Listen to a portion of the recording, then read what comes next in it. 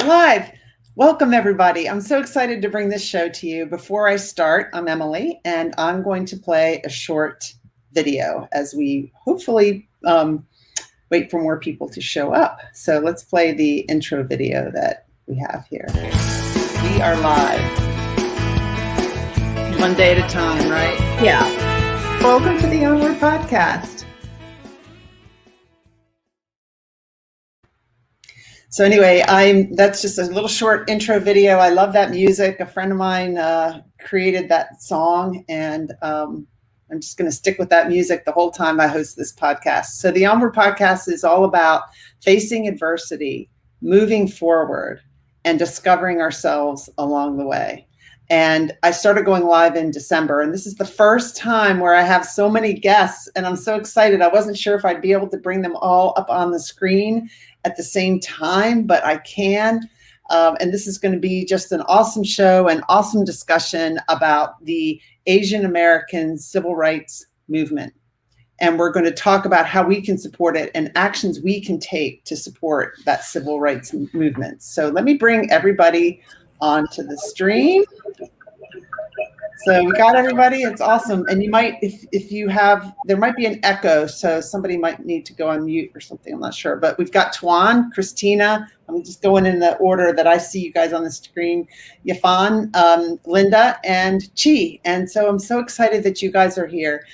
Tuan reached out to me wanting to do an Onward Podcast episode on this topic, all about the Asian American civil rights movement. And he is the founder, chairman, and CEO of the Asian American National Committee, AANC. And Tuan, why don't you tell us all about that committee and a little bit about each guest that you have on the show. We have on the show. Thank you, Emily. Emily Hartman. And thank you for Onward Podcast for inviting us and accepting our invitation. So my name is Tuan Nguyen. I started the ANC 21 years ago because I want the Asian American experience into the American community. And back then there was no national organizations that represent Americans because our interests a little bit different than others. And so I vowed to myself that when I have the opportunity, I would start this organization. So we started in Massachusetts, and slowly we're growing to other states. Last year, the pandemic kind of slowed us down, but now we are coming back tenfold. We have wonderful staff today. We have over, I think, 70 volunteers and interns from all over the country joining us. So I'm very happy, and we're doing a lot of good things. We're very active when it comes to civil rights movement, businesses, and also we are partnered with a lot of federal agencies, organizations that can really help Asian Americans in many areas, in business, civil rights, and others. And for doing that, we have these wonderful staff volunteers joining us. So we have Christina Manasala. She is the director of our Office of Medicine and Telehealth. And we have Ifan Zhao. She is the director of Office of Economic and Business Development. And then we have Linda Ngo, our NO. She's the director of the strategic communication outreach. And of course, Chilo. She is in charge of our Office of Financial Security Solutions. So we have these wonderful staff. In fact, we have over 70% of our staff are women. So That's awesome. It's amazing. And in fact, last month, I got an email from a national women organizations that they nominated us as Champion of Woman Award. It's going to be in Irvine on November 4th. So, and that's a national award, right? Champion exactly. Award. That's amazing. Award. It is amazing. So, like I said, I'm very proud of who we are, what we do, and we are one of those organizations that we don't talk. We educate people and we act on it. And although it is an Asian organization, we help everybody, regardless of race, gender, and other background. We are really the true rights movement organizations where, like Dr. Martin Luther King said in his speech, that we should be judged by our content or character as opposed to our color of skin. So we really stay on that message. And lately we've been very active with the American Civil Rights Movement, the hate crimes. In fact, we partner now with the Department of Justice. In last month, they asked us to present them a preliminary proposal on hate crimes. So we're very active. We active. We partner with the White. We also have connection up at the White House as well. So we're very active, and I'm thankful to have, like I say, these wonderful volunteer staff that are passionate about it. I was just curious, like, what's a typical day, or what are some, you talked about partnering with the Justice Department, but like, what does it look like? What are some other things that your organization does, and what do you get involved in? Yeah. For example, we partner with USAID, which is Christina. She can share later. The Federal Communication Department, Department of Education, the State Department. In fact, right now we are trying to help a lot of Afghan refugees coming over to the States. So we're very active with that because I was a refugee years ago. So from Vietnam, so I know exactly how these people are going through. It's horrific what's happening over there. So we're doing everything we can to help those refugees, whether they're coming over here or once they arrive here, we can help them with that, because they're also South Asian. So like I said, we help anybody that reaching out to us. Yeah. That's awesome. And so I'm going to just put a banner up with your website, and that there's a lot of really good educational material and articles all about the organization, all about the movement, and the Asian American Civil Rights Movement. And today in this discussion, I would really like to learn your all stories and what you want to share, and then how listeners of this podcast in the future, because this is live now and it will be played as a podcast and some people watch it on the replay too, what we can do to help, how we can better understand the situation and actions we can take. Exactly. Mm-hmm. Okay. Well, did you want, we're going to introduce Christina first? Yes, please. Yeah. So, Christina, are you ready? Sure. Hi, everyone. Great to meet you all. And thank you, Emily, again, for hosting this podcast. To tell you just a little bit about my background, I'm Filipina. My parents immigrated from the Philippines to California, and I was born and raised in the Bay Area. From there, I studied neuroscience at UC San Diego, then moved on to study epidemiology and biostatistics at USC. Right now, I am the director of the telemedicine and telehealth sector of the Asian American National Committee. Like the name sounds, we're focused on providing access to healthcare and telehealth care services, specifically to the Asian American Pacific Islander communities. But obviously, we do want to expand beyond that scope. One really exciting project we're working on right now, aside from granting access to medical and mental health care services, is a suicide prevention webinar that we are working on in anticipation of September, which is Suicide Prevention Month. Mm-hmm. Oh, wow. Okay. Is there, did you want to share a little bit about, you talked about when your parents came over, what did you hear? What stories did they share with you about what it was like to come to the U.S. from the Philippines? Yeah. Well, from what I've heard, they definitely encountered a lot of discrimination with housing, finding jobs. But, I felt like my parents did, a wonderful job of ingraining the culture in me, of course, and having so many family members around. But there was one thing that I did kind of write down as I was thinking last night what to talk about is a feeling of belonging. I think is, kind of vague, and Asian Americans being deemed as more of the model minority, there was more of a pressure, I think not necessarily internally, but externally to perform.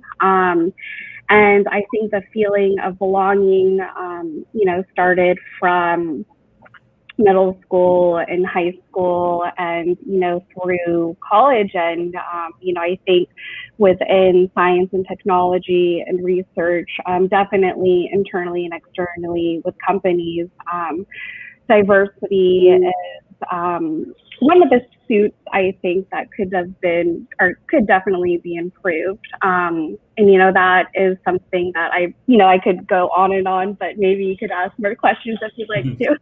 Yeah. Was it a feeling? Was it a feeling of being, like self-conscious, or was it a feeling what you got? I mean, maybe I was an overly confident child, but I think, it was more of like, to say, for instance, if this is a great example, like dressing up with friends and, who's like dressing up as the Spice Girls, like which Spice Girl was I supposed to be? It just, and that's that. And of course, that's a silly example, but, it's true. And, it goes to show from, a social setting to, the textbooks. And I think that goes for a lot of people of color, and the sort of narrative that is taught to children and was taught to me as a child. And yeah, I mean, those are some examples, and I don't think I felt like an outcast, but I do think, not seeing people who looked like me or, even, a slight resemblance to me.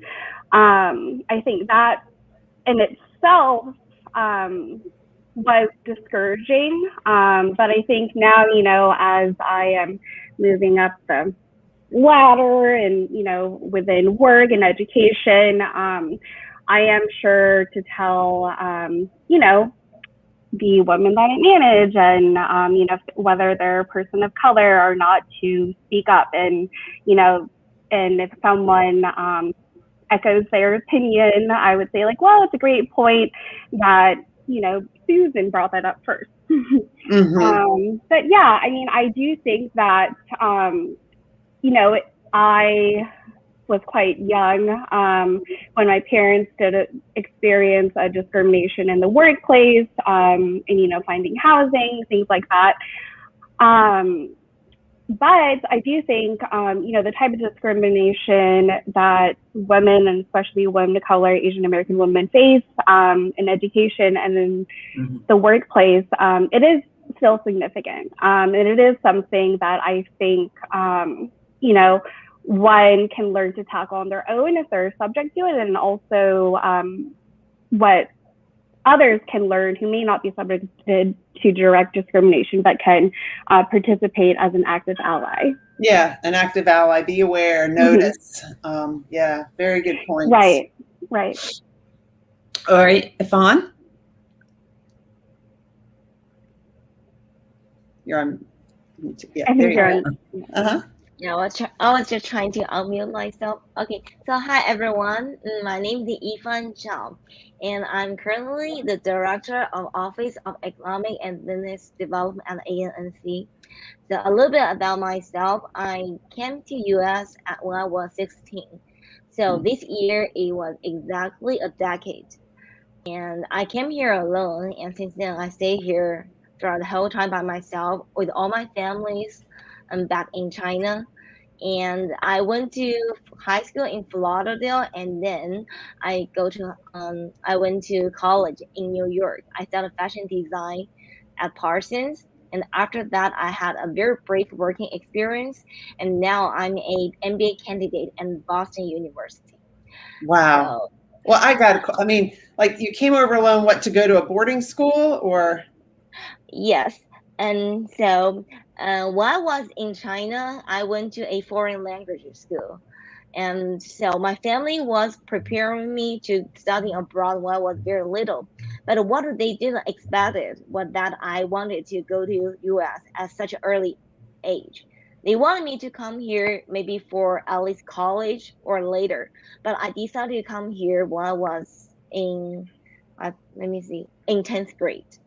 And I think that is what I really appreciate my parents. They respect me so much. I'm the only child in China, and they just respect my choice, and they supported me through all the way along. And I came here alone. I went to a private but non-boarding school in Florida, so I have to stay with host families who I thought is gonna take care of me as part of the family.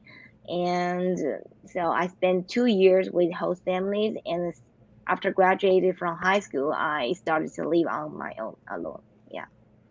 That's amazing. Your story just reminded me of something that I haven't told you guys. I completely forgot.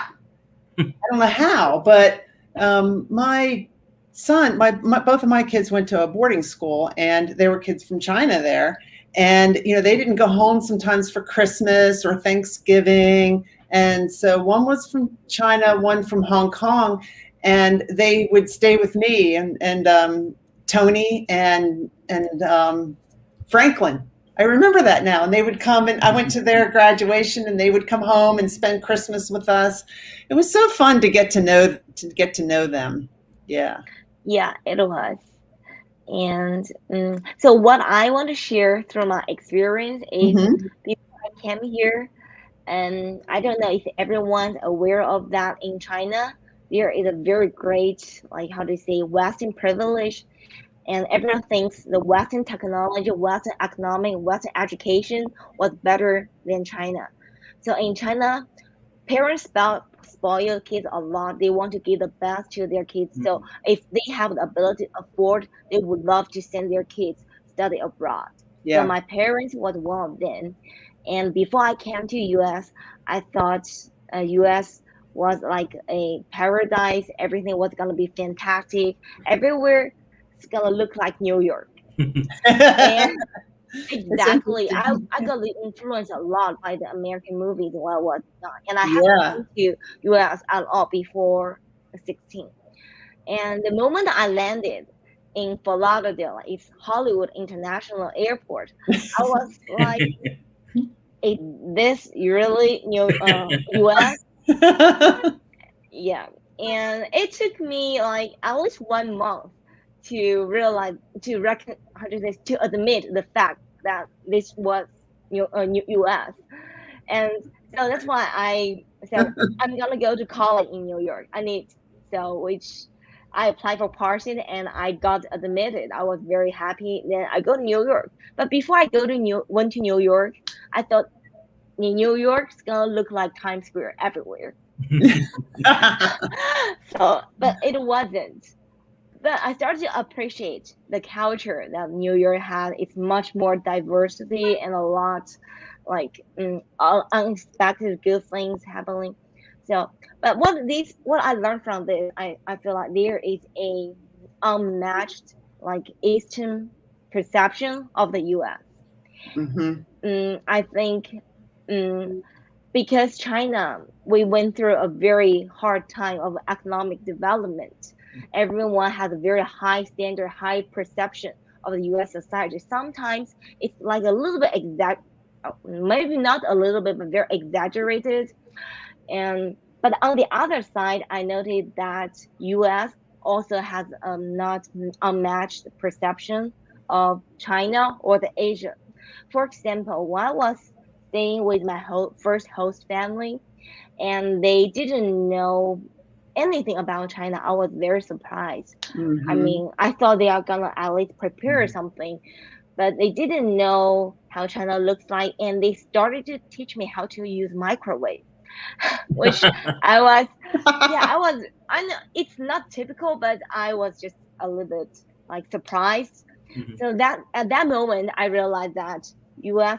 people does not understand China like as much as Chinese people understand US, because we got a lot of like information and introduction education about the Western society. We pay a lot of focus on US, but in the US, people do not get enough information about China. I think there is a unbalanced like perception. How can we better educate ourselves? I think a very good way is traveling. Yeah. Yes. 2 years ago, I married a white American man, and he didn't know anything about China before he met me. And I tried to teach him all kind of things. For example, in China, we don't split the bill.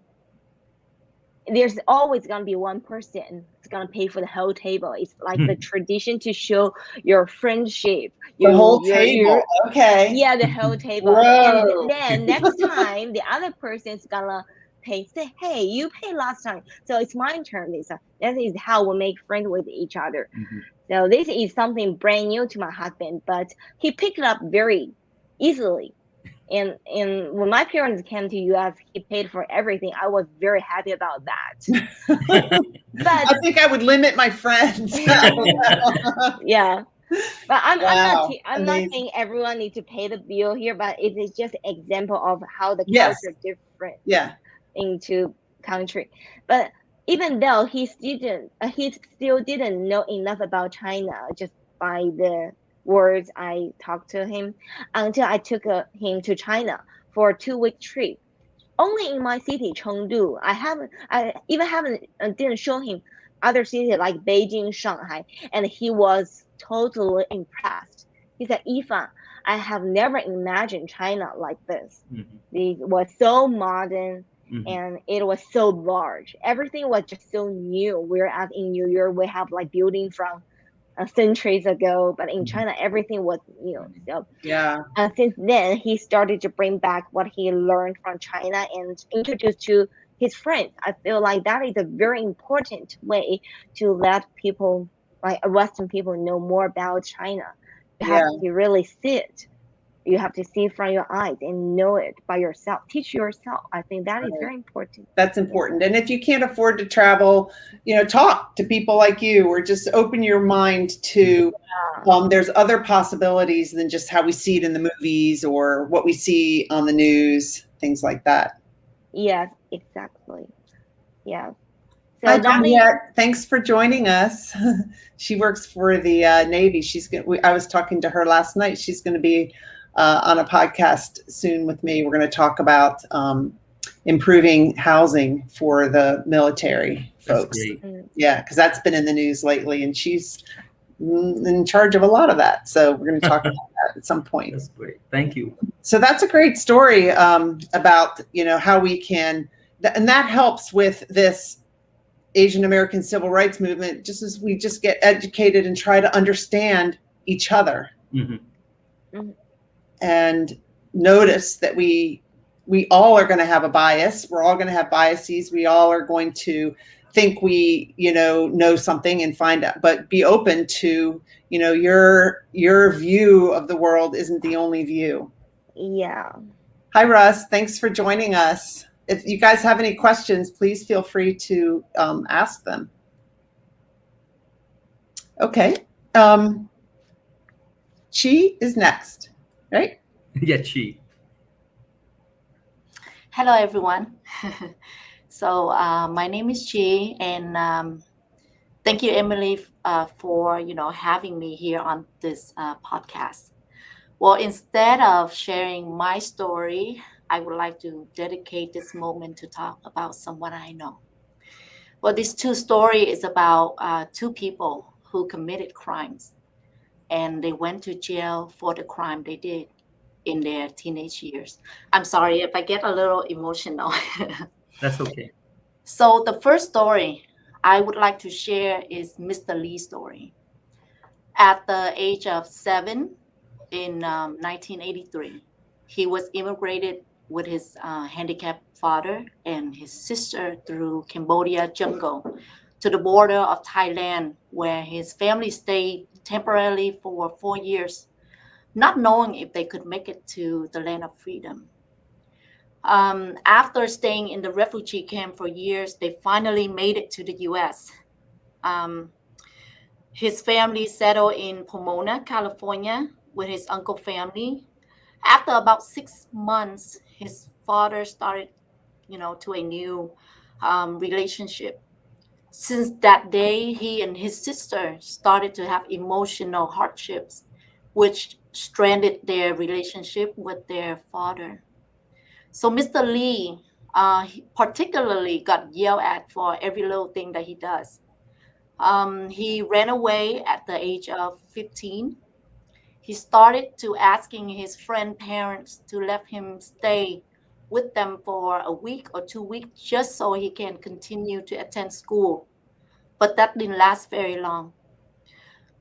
Because of the lack parental guidance, he started to hang out with the friends that have similar problems or situation like him. That's why he got into trouble with the law. Make a long story short, he got into an argument on the freeway, which stemmed from verbal exchanges of Asian hate and discrimination. He then took his friend's gun and shot at the car, but luckily no one was injured. The police took him in at the age of 17. He was charged with attempted murder at the age of 18 as an adult. And he was sentenced to 8 years in jail. But because of good behavior, he then got released after 5 years. Right before he got released, thinking that he will become a free man, the INS official arrested him and transferred him to the immigration detention center. He then spent another year in the immigration detention. And he was told that if he would like to become a free man, he must agree to sign the deportation paper. After he got released from the INS, he started his whole new life journey, by going to work, start paying taxes, get married, and have 4 children. His name right now is still on the deportation list. But because he came to the United States before the 1996, that's why he didn't get deported yet. And the second story is Mr. Ho's story. So he came to the United States at 13, and with his dad and his stepmom. He and Mr. Lee have a very similar family problem. He started hanging out with the wrong friends and got into trouble at the age of 19. He did his time. He came out, started a new life by going to school, getting his degree. He then married to his beautiful wife, and they have 2 little boys together. He started his dream by working hard and building a business of his own. One morning, he went to for a normal annual INS check-in. They took him in and said they will deport him to Vietnam because his name is on the list. He stayed in the detention center for a couple months, and he was deported to Vietnam. And he did mention that, he understand what he did was wrong, and he took fully responsible for it. But he knew that he would get deported, and he's okay with it because at the time he didn't have anything with him yet. He didn't have a family, he didn't have his kids, he didn't have a business. But it's all different now after more than 10 years of getting out from the prison. So, what he felt is that he got everything he wished for, and now starting to see it's fading away. He said that it's so painful to think of his family future because what will his boy do if their father is not around? For me, I always have this question is it okay for Mr. Ho to, someone to starting, dreaming about their future, and then one day it's all shattered and crumbled to the ground because of what he did wrong many, many years ago, and he already paid for it. Don't get me wrong, I'm not trying to defend for these people. I understand if you did something wrong with the law, you must pay for it. But don't you agree with me? Even with us as teenagers, we've done so many things that, as an adult now, we think back, it's so dumb of us, right? And And of course, our teenage self would never agree to what we are thinking right now.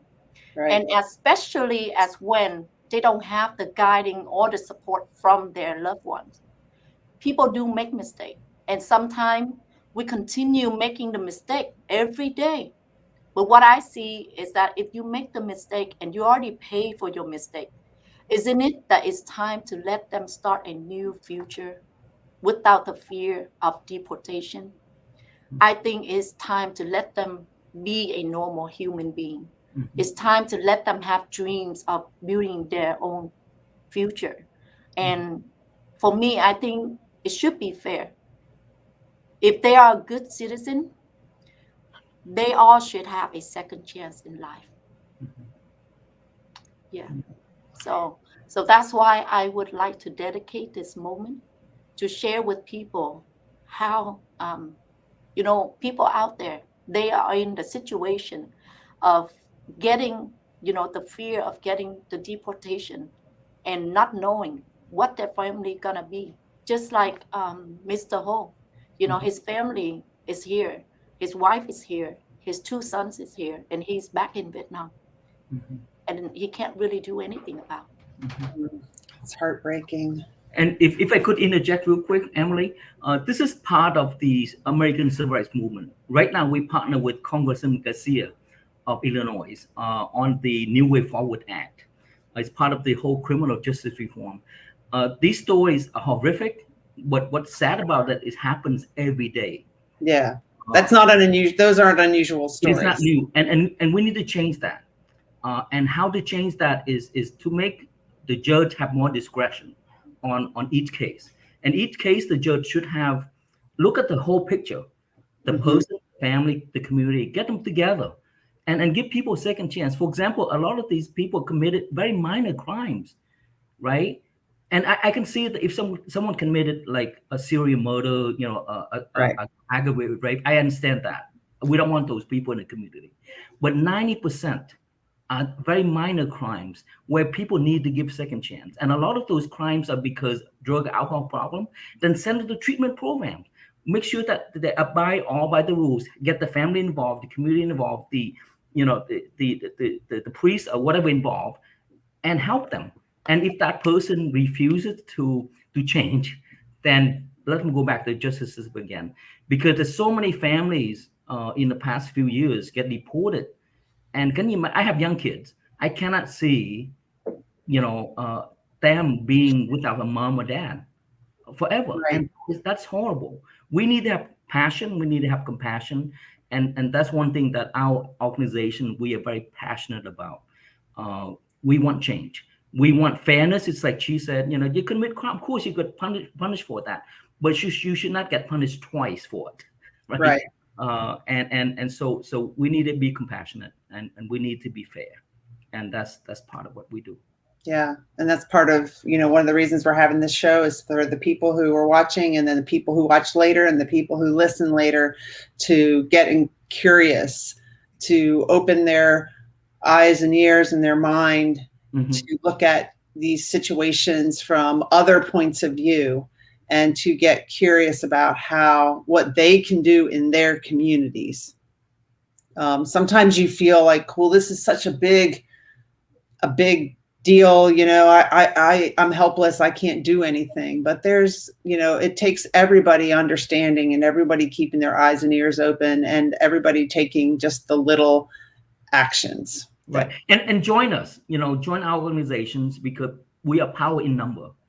Join us because we are on the same page. We have the same passion. Join us so your voice can be heard through us. Yeah. Exactly. Thank you, Chi. You're welcome. Thank you. Do you know both of them personally? Yes, I do. Yeah, so I just want to for their story to be heard, so then people will have a better understanding about immigration, about criminals, and each case, it should be treated differently. Not everything the same. I mean, I understand if you continue making the mistake, Again, then of course we don't need somebody like that in our country. But if somebody who already commit crime, done their time, and they went out being a good citizen, going to work, and as a great regular citizen, why not give them a chance? Well, and I think it's not every, I mean, there's a lot of people that have those issues and they're not subject to deportation, but they have challenges because of something that's on their record when they've got years of doing good. Yeah. And I can relate to that because I've been through it with my son. And for a decision he made at 18 and an action he took, and he was suffering from alcoholism. And, I'm not going to go into it. We talked about it on an episode with him, but my point is that is still weighing on his shoulders at 28. He'll be 28 Friday, 10 years. And that decision could possibly impact some employment and other things. It has impacted his ability to get employed. He's been sober for 5 years. He's doing such great things. He's a student, an engineering student. But that decision that, was at 18, that an ADHD kid makes at spur of the moment, impacts the rest of your life. And I agree. I support you guys on that. And it should not define who you are. No, it's not who he is. Exactly. It's not who he is. And like I think Christina said, I think it was that, or maybe it was Chi, I can't remember, but, we can all think about, well, I'm 58. So, things I did back in high school and stuff like that, wouldn't make the internet or the papers because we didn't have that kind of stuff. But I know everybody has something like that, or a lot of people do that think, well, but for the grace of God, there go I, I didn't get caught. Yeah, definitely. I mean, I think your son and I are about the same age. And I can't imagine, something that I did as a teenager to prohibit, potentially finding a job. Yeah. So, yeah, rehabilitation is definitely important. Yeah. Linda? Gosh, I don't know if I want to come after everybody else. And thank you again, Emily, for having us on your show and truly being a part of helping the Asian community get a voice. And I think, just a snippet of my story. I am Linda No, Vietnamese. My family and my parents are all from Vietnam. However, I was born here. But shortly after I was born, at the age of 3, my dad shot and killed my mother when I was 3. So I've kind of not only taken the brunt of the discrimination of an Asian young girl, but at the same time, I had no parents.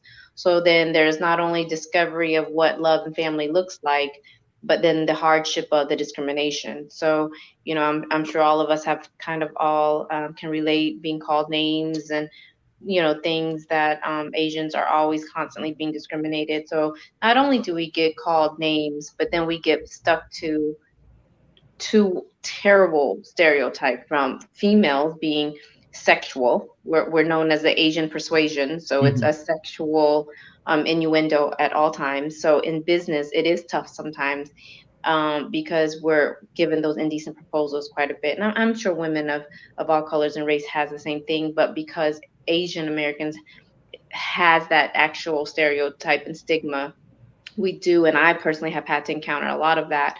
On top of, the typical shut up and work, get back to work, because we're supposed to be, Asians are known as the passive community, which I apparently did not get the memo. And secondly, hence me being the director of strategic communication. But at the end of the day, and then on top of that, I'll take the stereotype of great at math. I'll take that all day long. But other than that, I mean, there's constant, from childhood to even now adulthood, there's constant bully, there's constant harassments, there's constant, yuck and noise. So, give me an example. I've been told you don't belong here. So because I'm supposed to be be quiet and worker bee, I went the total opposite. So anything you told me I can't do, I did it. So I was the only Vietnamese woman-owned bell bonding company in the entire country. and probably multiple countries at that. So I've seen the political side, I've seen the criminal injustice side. So there are moments where I will insert myself in areas that I wasn't invited, because I was being the voice. I was being a voice for fellow Asian Americans or Asians who couldn't speak. And so I would be told, shut up and get back to your country. I'm like, well, funny, I was born in Oklahoma, so I'm actually in my country. So, I mean, there's a whole lot of, nasty remarks. And, we do get a lot of bullying. Every now and then you get into a room and people are like, ew. And especially now with the coronavirus, they kind of tend to blame us, or we have had fellow Asians that have been hurt just because the color of their skin. And ultimately, you call me uneducated, but I could be on our Zoom call. I can't tell you Jilu or Yifan's or Christina's or Antoine's ethnicity. Because sometimes we're a mush pit. We're 2 or 3 or 4. So how do you sit here and just hate something we can't even identify? I mean, there's so many times I've gone into nail salons, and Vietnamese are notorious for the owners of nail salons. They don't even know I'm Vietnamese. So sometimes, if people could just stop and learn about each other, regardless of what they see, I think that would be one of the best positive steps, whether it be civil rights movement or humanity movement. And I think any type of movement starts with humanity. And if we could just stop and understand that we all bleed the same. I'm sure in every single race, a dad has shot and killed a mother. I've been raped. I'm sure in every culture, somebody's been raped. I've been cheated on, lied to. Every single tragedy, and I don't want to spend our time going through my tragedies, but every tragedy that I've gone through, I'm 1,000% sure somebody else that's not Asian American has gone through. So I want people to strip the blinders sometimes and understand that problems and hurt and pain has no color. And until we can truly strip this meter of I got hurt more as this color and this race, and somewhere in the lines of community, we've gotten to the point where we're trying to compete on who got hurt the most as an ethnicity, and we're fighting for a pity party or something. At the end of the day, if we could all just understand we're all humankind and we're facing depopulation at this point, regardless of how we do it, whether it be self-on-self murders, whether it be sickness and illness, everyone's dying. So if we could just truly focus on how to uplift each other, regardless of what it is, by asking questions. Like Jilu said, there's so many people in the jail system, and deportation issues. When I was a bail bondswoman, they're like, you don't look like a bail bondswoman. I'm like, well, here I am. So, and I'm, don't get me wrong, I'm strutting it in high heels. I'm getting folks out of jails in a suit. And a judge just thought I was an attorney at one point. So, but what I'm saying is, at the end of the day, I've had so many, not just Asian Americans, but Hispanics, anyone who does not speak English sits in the jail for an additional 2 to 5 days waiting on translator. So we ask how we can help. And so now I'm reaching to everyone who speaks another language. If you're Caucasian and you speak 10 other languages, volunteer your talents and services by getting whatever you need to get as far as approval wise, and help our judicial system and help those families that are incarcerated, whether wrongfully accused or not, but they don't have anyone to speak and translate for them. And so a lot of the Asian Americans, while they were in jail, they'll plead guilty, not knowing what they pled to, because all they understand is in and out, go home. That's it. They don't understand probation. They don't understand fees. They don't understand check-ins. They don't understand the protocols of being released or fighting for what they call as justice. Even I don't understand it. I remember when my son was in jail, I'm like, what's bail and bond? I don't even get any of this stuff. So I can't imagine being in another country and not getting it. Right. So, and the literature and the articulations of law is so intimidating to people that, especially if you're innocent and you're sitting here looking at life. And so I've literally have fought for any of my clients, as an attorney, as a bail bond woman. So, and it's been really funny. And like I said, I've inserted myself, and I definitely did not get the be quiet and sit down and hush memo as an Asian girl. Mhm. So I went against the grain, and I did whatever I could to be the voice. And at this point, I'm the voice for our Asian community here in Dallas, as well as non-Asians here in Dallas. So I'm just the voice of fairness. What do you think gave you that? Why do you think you turned out that way, that you are going to speak up? I think a lot of it was anger. When my dad shot and killed my mother when I was 3, and he did 5 years in jail and got 14 years served on parole. But outside of the jail, I was like, oh, I got to go be an attorney, because that was not enough time. I was so angry. But whenever I pretty much had my first child when I was 19 based on all of this, because I was passed from family to family. So I lived a foster style family. So I was never accepted. I was never good enough. I was always the third wheel. And this is amongst our own Asian families. Mm-hmm. So I just yearned for acceptance. I just yearned for that attention. I just yearned for that you're doing okay. So I joined every darn extracurricular. I was part of dance, band, flag corps, everything, just to try to get a girl, you're doing good, or good girl, but never got it. But because I was yearning for so much attention, that I had to make some type of noise. And I just created my own pathway. And when I got older and I did have my first kid, I was like, you know what, I'm going to show them how it's supposed to be a real family. And then, I kind of stripped the anger a little bit, and I said, okay, he's sort of trying. So to this day, I've helped him try to get residence, and, me and my dad have been good, and I've tried to make sure he's taken care of, and whatever they need, I'm there. So wow. That's amazing. You've got compassion for your dad. Yes. So the strength of being able to forgive allowed me to navigate through this adulthood a lot more easier, especially going through the bullying and the harassment. So the when I go around, because I also do public speaking and I do a lot of coaching as well, and I heard you did too, Emily. But my meter is your hurt meter. Yeah. The biggest hurt in your life, take that. My biggest hurt was my dad shooting and killing my mother. That's the biggest hurt of my life. So as an adult, if anybody comes at me and it can't top that, that's nothing. I'm good. I got it. So that's my strength. And that's what I go to psychologically and mentally and spiritually in order to kind of cope with the constant attacks these days. Wow. Let's look at that.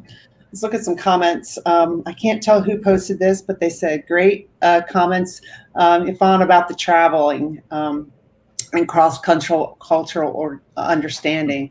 I remember, I think my daughter was in like a freshman in high school at boarding school, but we went on vacation to Budapest because my brother lived there. And when we came back, some of her friends were looking at the pictures. I mean, these are like straight A students, They're like, that's what Budapest looks like. I pictured it to have dirt roads. So we just don't know until we go travel and see other places. We just don't realize how we put this image in our head. I don't know where that dirt roads came from, but you go to Budapest, you go to China, all these other places, there's Burger King, there's, it's a big city, just like some of the ones in the US, but we have these other opinions or views in our head. Hi, Deborah. She's my neighbor. Hi, Deborah. Thanks for watching. Your individual stories are powerful. Yes, for sure. And we need to see each other as humans first and practice compassion. Deborah lives compassion every day. I know she does. Yes. Thank you, Deborah. And Donjette says, yes, forgiveness releases pain. It sure does. I think a lot of us are walking around with pain and we haven't forgiven, and the forgiving doesn't mean that you condone. Yep.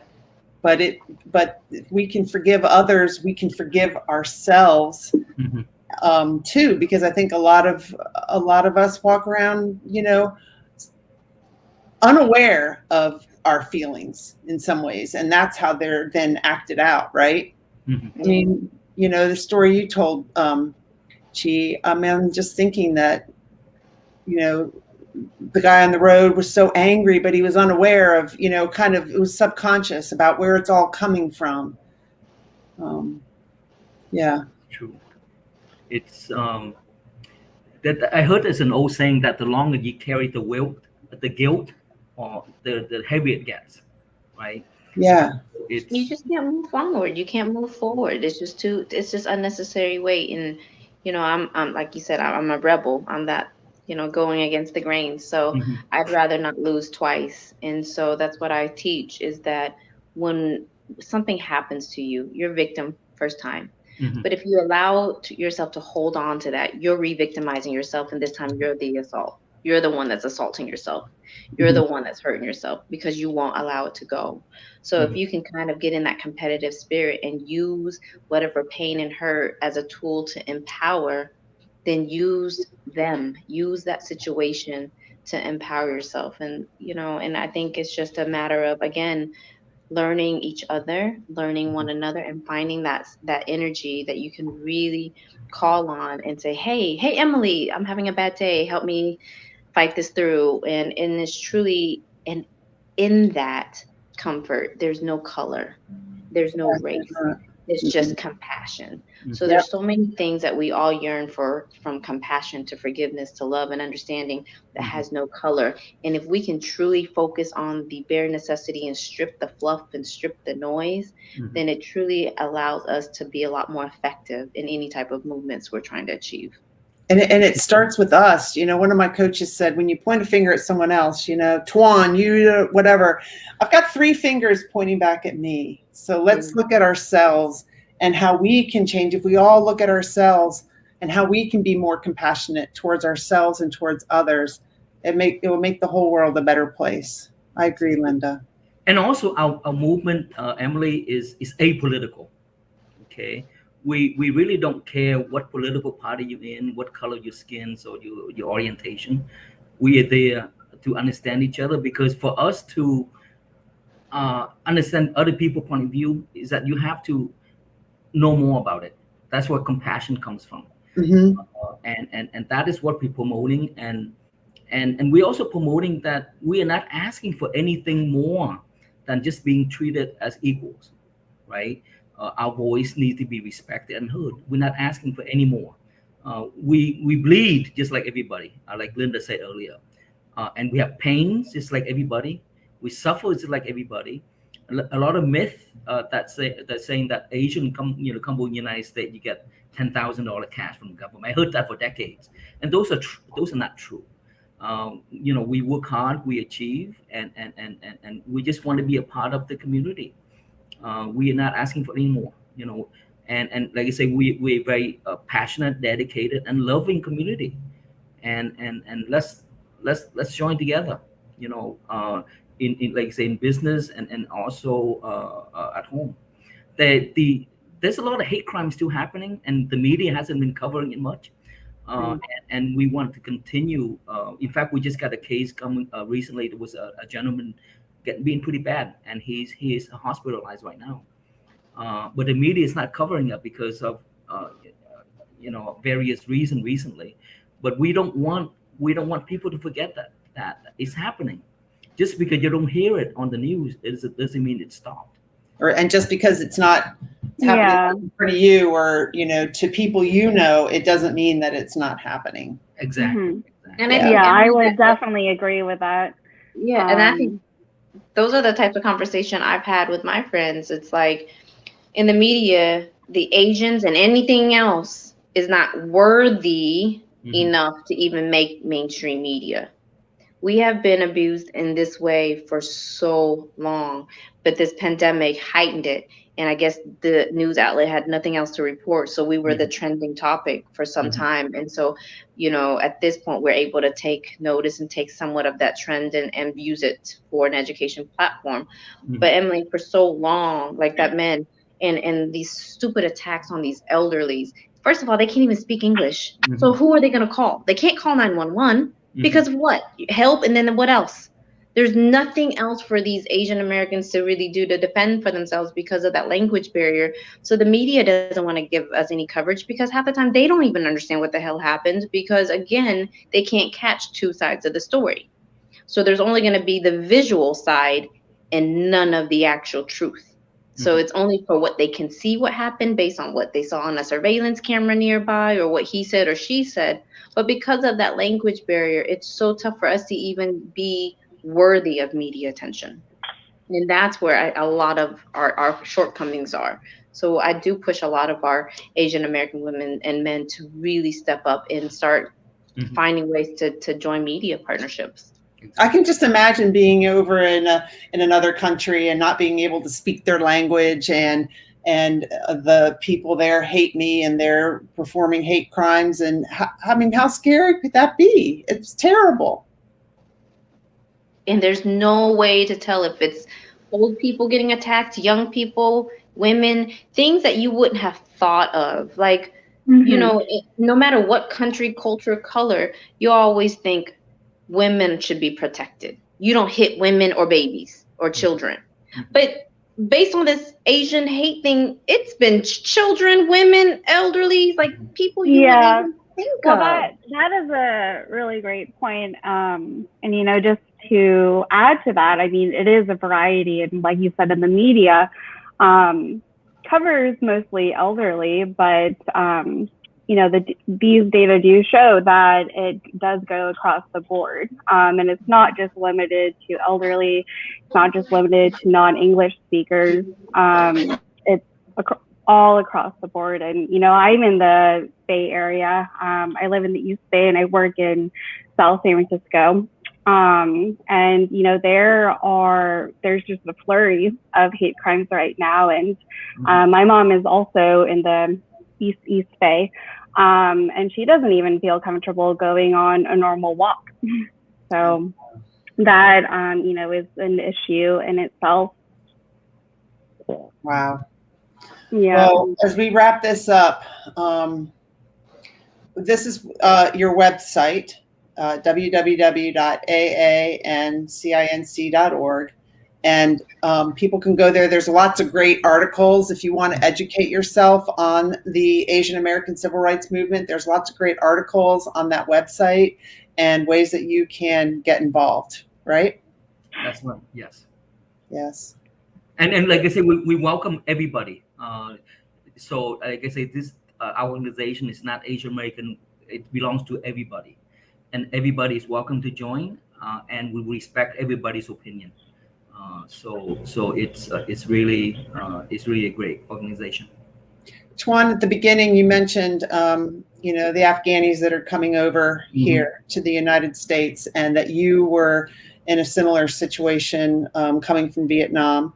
And you said you understand how they feel. You know, what do you think? What is it that American citizens can do to help? You know, as these they're coming into our communities. Right. I mean, just like Linda and others were saying, that to understand the Afghan people, because once you understand their culture, the religion, then you will start beginning to like them, and you start beginning to love them.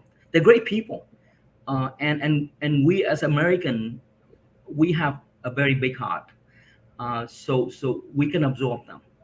You know, we can absorb them, help them any way that we can. When they're settled in your community, say hello. You know, bring an apple pie over.